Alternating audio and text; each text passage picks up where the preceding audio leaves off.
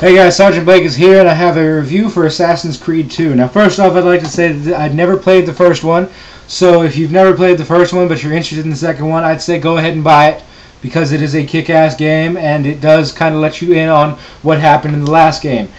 So let's just start off with the review. First off, the game looks beautiful.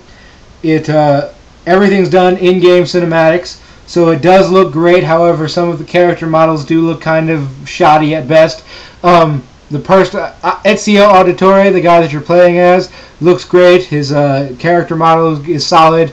All of his clothing, none of it kind of looks goofy or anything while you're playing. Everything looks great while you play it. It could look better. That's my only complaint, that it could look better. But I've been playing a lot of PlayStation 3 exclusives, and they always look really good. So, you know, that's just my personal opinion, that it could look better. But personally, I think this game is beautiful. Gameplay. Gameplay is great. The animations are perfect. It's fun.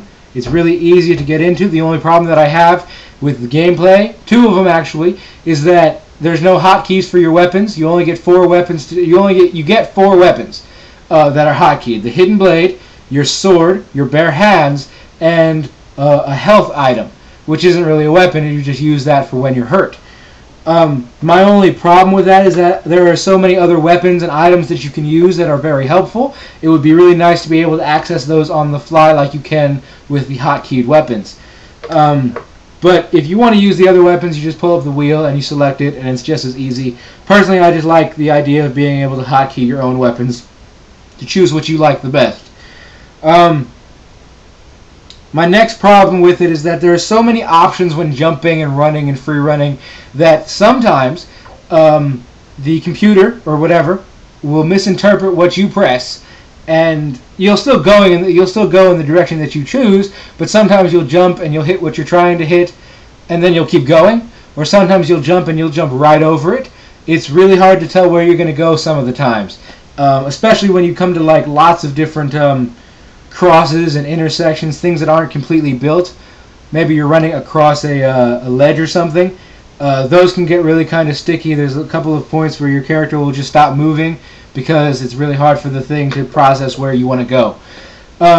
Not a big deal, although sometimes it will cause you to over jump and maybe hurt yourself, sometimes even kill yourself if you jump from a really high ledge. But it's not a end game situation. It doesn't it's not unplayable. Still very well done. I love the way he climbs. It feels very fluid, looks very good. Everything looks very solid. So there's no real problem with that other than the just control problems. The story is phenomenal, very good. Also quite lengthy, which is it's a good change of pace from these games nowadays, where they're getting really short, kind of bothering me. You know, I think it's okay to spend something like anywhere from 12 to 18 hours on a game. I think that's best. This game clocks in at around 25 to 30. I bought it on Tuesday, played it, you know, a good amount of time each day, and didn't get done until about Sunday morning. So, you know, as it's a really good game, it's just very long, which some people might not like, but I personally enjoy, because it feels like you really get to know the character over the period of time. Anything else? The combat. This is where I run into a big problem. The combat feels old, because Ubisoft did Prince of Persia back in the PS2 and Xbox days, and they also did a new Prince of Persia, but I'm not sure how the combat system is over there. But the combat system in this one reminds me so much of the ones in Prince of Persia, I just feel like it's kind of dated. Usually this wouldn't be a big problem, except that when you try to move around, it's really slow, kind of sluggish. But however, parrying, counter kills, all of those are really well done. You know, great look to them, lots of options. So, you know, it makes up for it in that it just feels kind of old and stale, like I've seen it before. However, if you're a nostalgia person and you really liked Prince of Persia, then you're probably going to like the combat system in this game. So that's it. Story's great. It looks great. It plays great, except for some minor problems. And what else? It's a really long game. So we're going to list the good things, and I'm going to list the bad things, and you can choose for yourself whether or not you want this game. Good thing. Looks great. Great story. Plays really well most of the time. Lots of collectibles, lots of unlockables, so you'll be spending quite a bit of time on this. Lots of depth to each character and the story itself. Bad things. The ending kind of ends on a cliffhanger. I'm not going to ruin anything other than what I just said. Ending kind of ends on a cliffhanger. There's no hotkeys for your weapons. I don't remember if I said that, but there's no hotkeys for certain weapons, so you have to stick to either the 4 that they give you, or you have to come out of the action to pull up the weapon wheel and select what you want to use.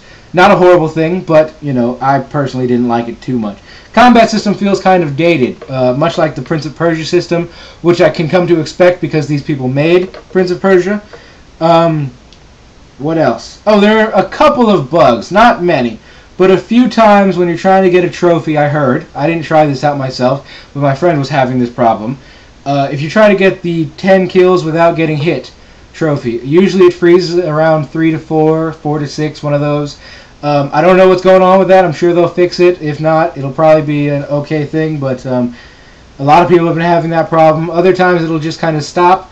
However, it's not a big deal. It doesn't end the game because it's really easy to jump right back into it, and it saves automatically, so usually you're on time with everything that you've unlocked and everything. Nothing gets left behind. You don't have to go around and pick anything back up.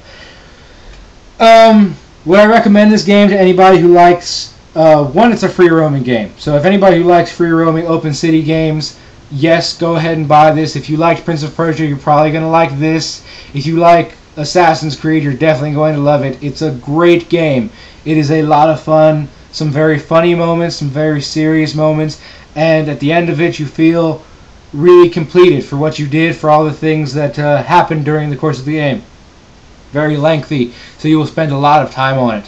Alright guys, that's it for this demo, this review. I have a quick thing to talk about. I got into the Battlefield beta, Battlefield 2, Battlefield Bad Company 2. God, that's a mouthful.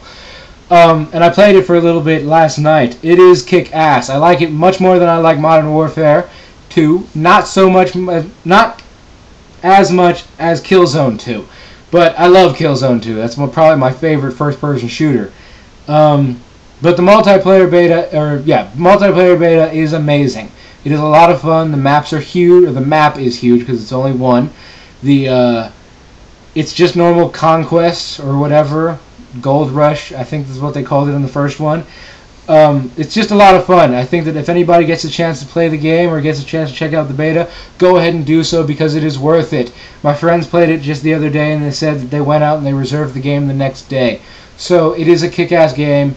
I love it. I'll probably be on every now and then. But that's it for now, guys. Oh, also, no more news during the weekend because I can't get anything done, so it's going to come on Wednesdays from now on. So you'll have reviews on Monday, if I do them, because I'm not going to do a review every week. Reviews and impressions on Monday. Rants and other types of things on Tuesdays. News on Wednesday. And just what I'm doing personally in my video game life on Thursday. Also, look for updates on my other channel because I'm going to probably be doing something once a week on that channel. But that's it for now, guys. I am tired and exhausted, and I just want to go play something. I will talk to you later. I hope you're enjoying this. Oh, happy Thanksgiving, guys. I'll probably be here to tell you that anyway, but I wanted to say happy Thanksgiving. Bye, guys.